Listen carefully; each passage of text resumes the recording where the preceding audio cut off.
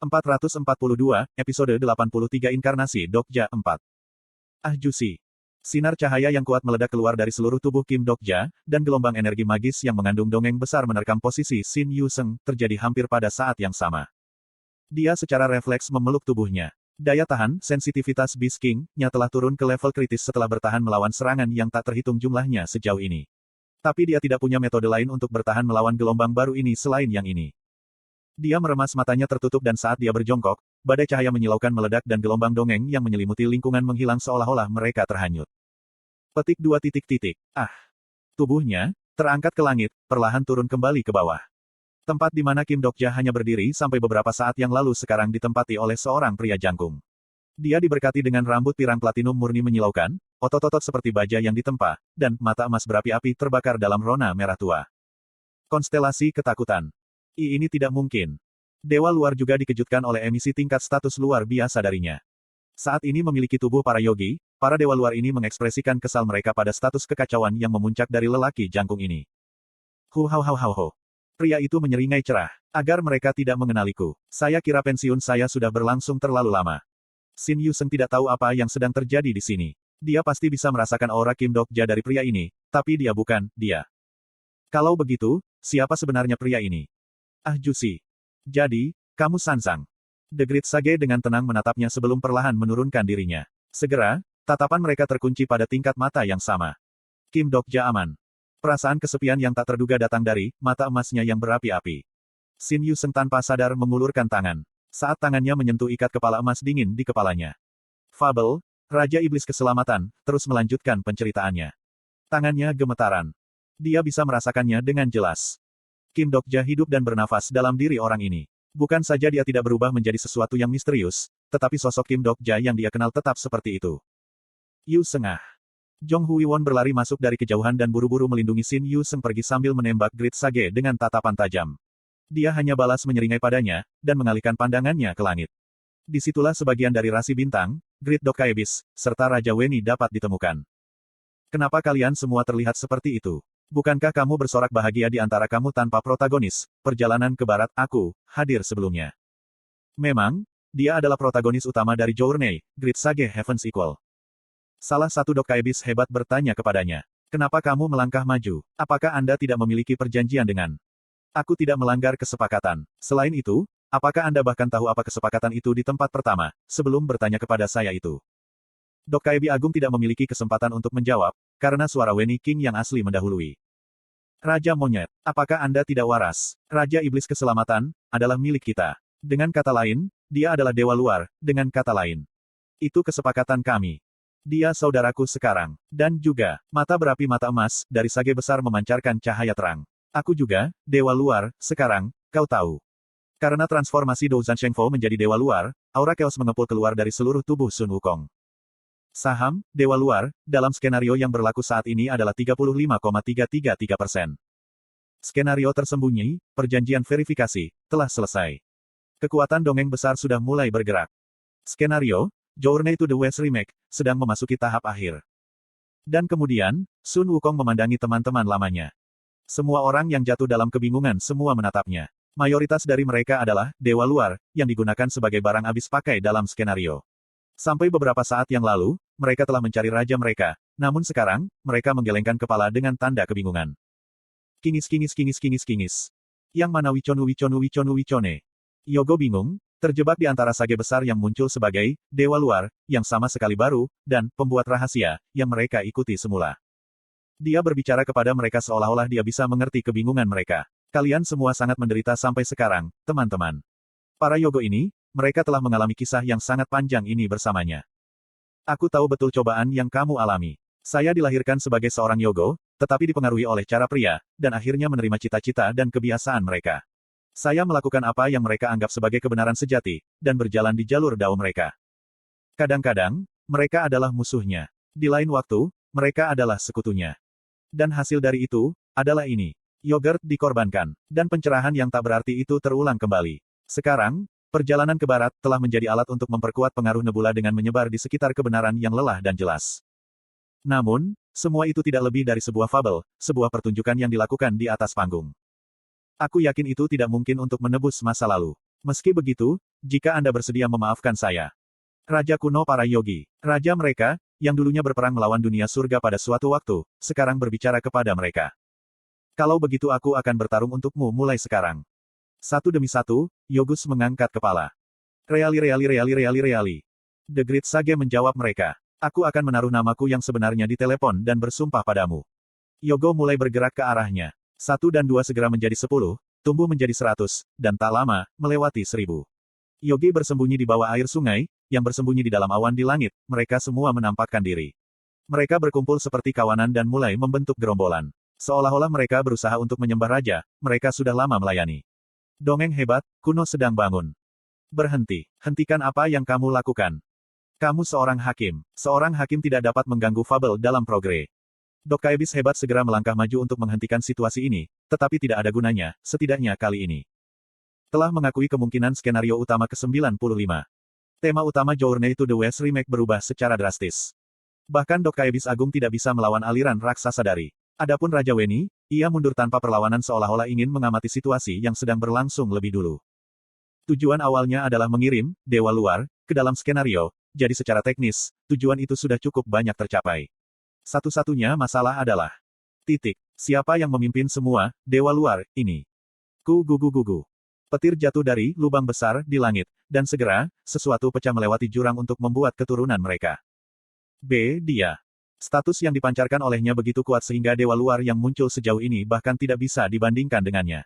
Sage besar, Raja Weni, bahkan Dok Kaebis Agung, mereka semua menyaksikan inkarnasi orang itu ke dunia. The Great Sage menyeringai. Jadi, dia akhirnya muncul. Constellation, Secretive Plotter, telah menjelma menjadi lokasi skenario. Seseorang telah bergabung dengan skenario dalam peran, Raja Iblis Kebingungan.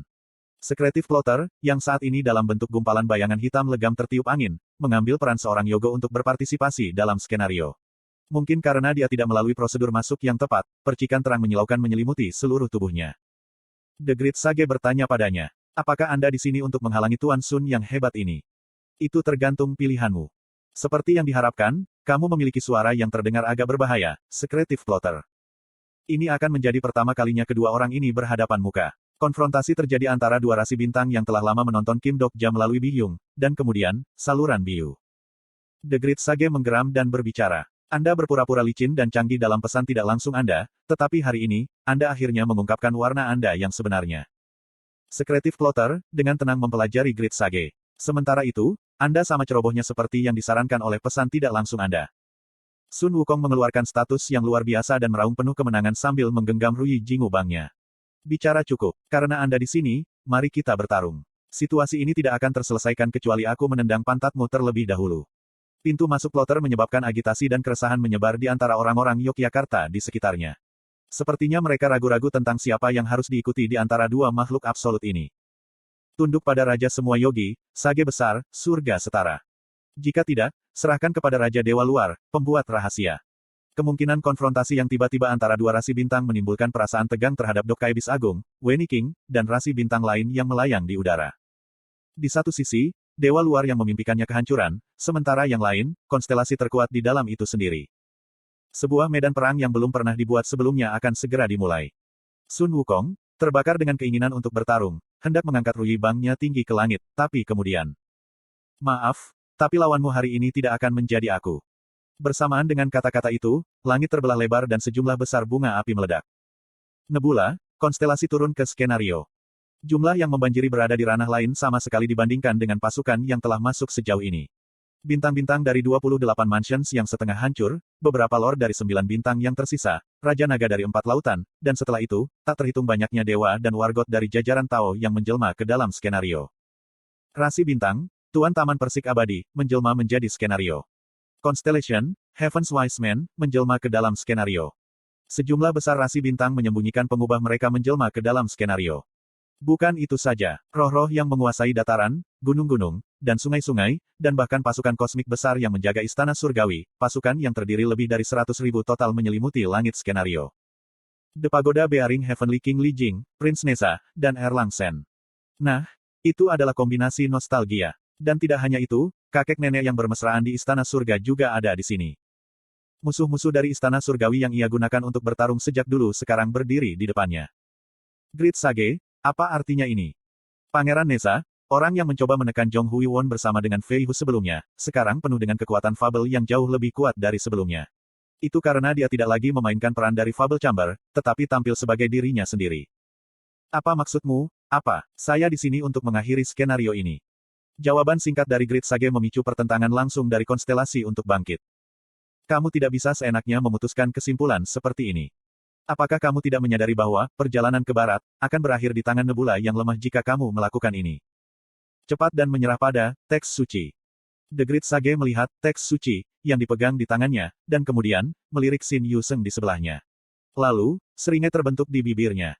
Ark, tidak apa-apa jika berakhir dengan mereka. Apa masalahnya? Maksudku, ada baiknya ketenarannya menyebar lebih jauh. Apa aku salah? Ini bertentangan dengan persetujuan kita. Tidak, tidak. Kami membantu Anda sampai keempat Sun Wukong memilih fabel yang sama, bukan? Dan hari itu telah tiba, itu saja. Setelah menyadari apa yang dipikirkan oleh Grid Sage, rasi bintang mulai saling bertukar pandang. Nebula, sangat marah di Prisoner of the Golden Headband. Erlang Sen melangkah maju untuk mewakili nebulanya. Sage besar, apakah Anda mengerti apa artinya tindakan Anda? Mungkinkah Anda berencana untuk memulai perang hebat melawan dunia surgawi di tempat ini?